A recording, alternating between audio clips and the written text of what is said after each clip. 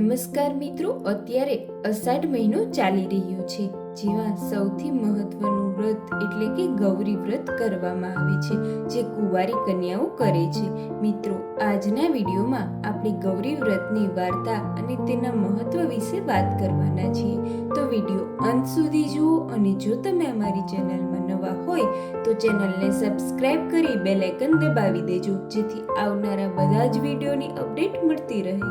સૃષ્ટિના સર્જન પછી સૌ પ્રથમ સતી પાર્વતીએ શિવને પામવા માટે આ વ્રત કરેલું, તેથી આ વ્રત ગૌરી વ્રત કહેવાય છે. અષાઢ માસની અજવાળી 11થી શરૂ કરાતું આ વ્રત પૂનમે પૂર્ણ થાય છે. આ વ્રત કરનારે પૂનમનું જાગરણ કરી અનંતનું ધ્યાન ધરવું, અને આ વ્રતને ગોરો તરીકે પણ ઓળખવામાં આવે છે. અષાઢ માસની અજવાળી પાંચમે કુંવારિકાઓ શણગાર સજીને રમે જમે છે.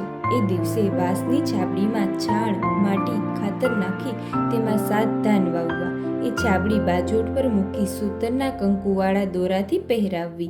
કંકુ ચોખાથી પૂજા કરી ઘીનો દીવો કરવો. એક પછી એક દિવસ પસાર થતા જાય છે, એમ ઝવેરા વધતા જાય છે, અને 2 વેદ જેટલા ઊંચા ઝવેરા લીલાછમ ઝવેરા થાય છે. રોજ પ્રાતઃકાળે સ્નાનાદિથી પરવારી કુંવારિકાઓ ઝવેરાની પૂજા કરી ચારના સાંઠથી ખેતર ખેડે.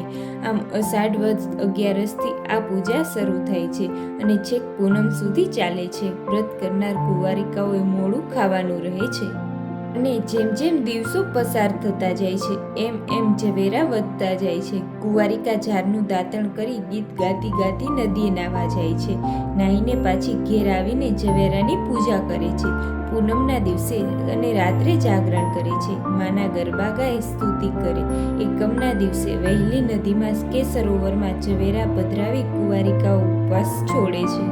એ રીતે પવિત્ર મનથી કરેલ વ્રત અને ઉપવાસથી ભગવાન શિવ પ્રસન્ન થાય છે. અને મિત્રો, આવા જ અવનવા ધાર્મિક અને શાસ્ત્ર સંબંધિત વિડીયોની જાણકારી માટે અમારી ચેનલને સબસ્ક્રાઇબ કરો. ધન્યવાદ.